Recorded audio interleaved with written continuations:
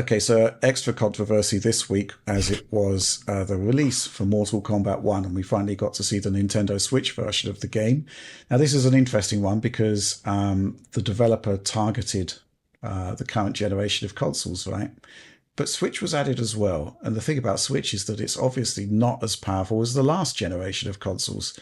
One might even argue it's like 1.5 to 2 generations behind. So you've got this game basically developed for entirely different hardware, deployed to vintage 2015 NVIDIA mobile technology, and it was pretty disastrous. Oliver, obviously Tom is producing the content for this. He has shared some assets with us, and it is looking assets. Sorry for the emphasis on it. The thing is that the reason we're talking about it here is the actual news point is that Ed Boon has said that the Switch's issues will quote unquote absolutely be addressed. And my response to that is in block capitals, but how? I think, thoughts? Yeah, I think that's very fair. I don't understand exactly how this is going to happen. For a bit of a recap on the game itself, the Switch version renders at quite a low resolution. The game runs with quite a low frame rate as well. I think Tom has it as 20 to 60 FPS during gameplay. It has limited lighting detail, no facial animation in cutscenes, all kinds of bugs.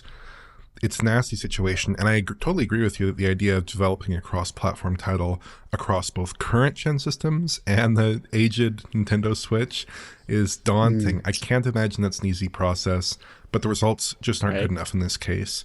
I would personally like to stake a claim here that I don't think they'll fix the issues in a way that to a level where the game will actually be a good experience on Switch. That's my suspicion. In part because I took a look at a number of games that have actually been improved on Switch for an upcoming video, and even for the games that I identified as being substantially improved on Switch, it's often things that are a little bit more on the minor side, like stable performance or the addition of a post-processing effect or two. It's not usually like a dramatic overhaul in the game's visual presentation and gameplay presentation to players.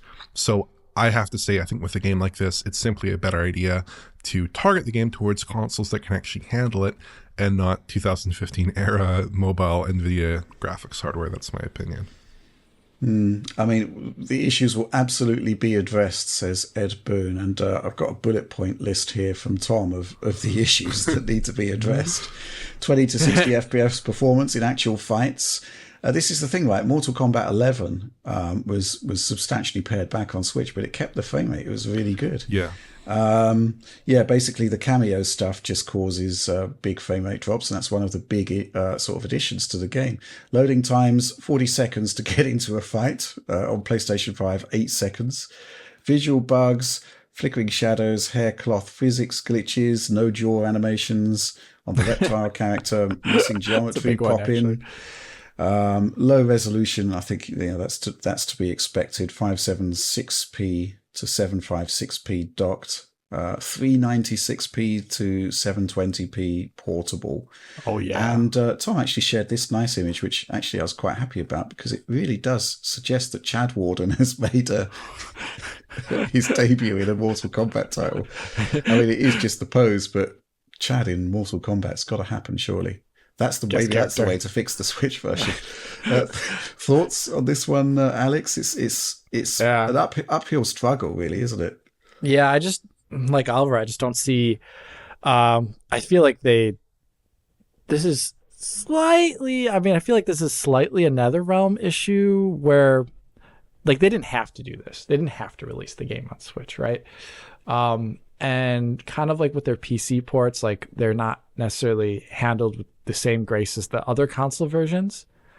And like here, they just didn't need to port it to Switch. I think since they targeted PS5 and Xbox Series X here, a lot of the base visual content just doesn't run. Hence why they turn off facial animations. Like, you don't just turn off facial animations like normally in a game, right?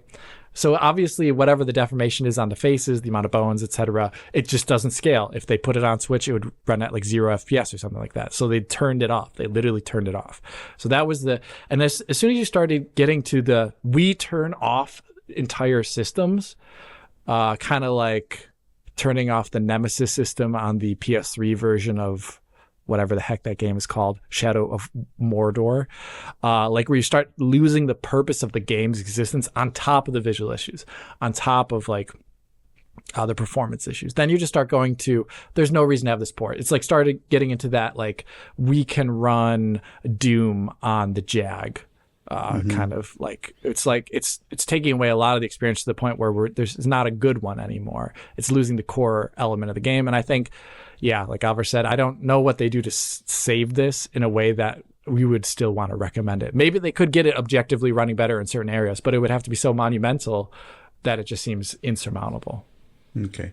This question from Martin Peters.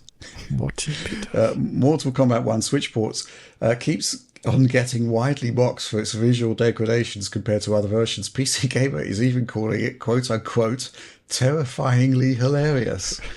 I think indeed it is mainly the eye shading of the characters that makes it look weird at times, but isn't something else at play here too? A specific game/conversion being widely mocked on social media because it is the popular thing to do. This could also be seen with T-Loop 1 PC conversion, where the exact same videos of the exact same rare glitches were shared over and over again on socials. And actually, some of those glitches weren't even from the PC version. Yeah. My real question, aren't people on socials mocking specific games maybe just too much sometimes to attract views just for fun and quote-unquote schadenfreude? This can make some issues that games have seem much larger than they really are, influencing people's opinions heavily, and developers might actually suffer from this. Is this becoming a problem in your eyes? I'm not sure it's a problem because, memes surrounding game bugs have been there for decades. Yeah. And obviously it can be cruel. It can be out of context. There's never any nuance, but often there is a kernel of truth there. And in this case, Mortal Kombat 1 on the Switch is sort of veering pretty close to disaster territory, right? So I don't know. The thing is, it's people making fun of crap things is just something that happens, right? Any input on that one? Well, I mean, I think that in part with this title in particular, there is a very good reason as to why the game is being mocked. Certainly with other titles, it could be a little bit more cherry-picked, and in this case, there are some bugs that are being maybe cherry-picked a little bit. But I have a different standard for like what punters on Twitter are saying versus what, like, for instance, we would say, or another outlet would say, in a more considered and careful review. So I don't really think it's a problem personally. I'll tell you what is the problem. It's the completely disingenuous comparisons. It's like, oh, here's Gears 4 in 2014 or whatever, and here's the latest game, and the latest game looks a lot worse when they're not comparable in any way whatsoever. That's kind of like a lot better. There's definitely a distinction between bad actors who are just trying to make a point, trying to get views / impressions, since now you get paid for it on Twitter /X, and actually just making fun of a game or pointing out issues that are genuine concerns, like Mortal Kombat 1 on Switch. Definitely, there's definitely a PSA angle beneath the amusement. Right? I agree with that, and I see some comments on fora and on under the YouTube videos that I make about PC versions where I have a heavy focus on stuttering, and it's this very subjective thing for me where I say like I literally just don't play games that stutter all the time or stutter semi-frequently, just because it just my brain turns off when I see it. And I make a big deal about it in the videos because I so desperately want it to be fixed, because I know it doesn't need to be there. Mm-hmm. I know it doesn't need to be there. So it is technically not, I'll make a video that's like 40% about that. 40% of your game experience is maybe not objectively stuttering. But for me, I think since I'm trying to put the critical view on it so that it does get fixed, I focus heavily on it. So I see a lot of comments on videos saying like Alex is overemphasizing these things. Maybe people are overemphasizing issues, certain specific issues with that Switch port, and there's actually more pressing ones. Or with like T-Loop 1, there technically you could have blazed through that game on launch on like a super high-end processor, right? Mm-hmm. But that wasn't what the base experience was, and it wasn't. If we just said that, oh yeah, you can blaze through a game on a super high-end processor. Oh, stuttering's not bad. You can just ignore it. Then we're not actually making the games better at that point with our critiques. So sometimes overemphasizing issues, if you're not trying to just mock something, it can actually be very productive. So that's another thing to say. Well, here's the thing, basically, since we've started highlighting the issues with PC games and stuttering, we've actually brought it to, to prominence. Yeah. And often it gets fixed. What if we hadn't done that? I guess the classic example would have been Sackboy Adventure, which was, just pretty it was basically disastrous at launch, and they fixed it. That's basically an example of reacting to a critique positively, right? And it is constructive criticism. This is all about making games better. And let's make something clear here. A lot of the stuff which you point out for stuttering is actually something that is not how the game should not be running like this. And more to the point, usually it doesn't run like that on the consoles. Yeah. Why should the PC user be disadvantaged?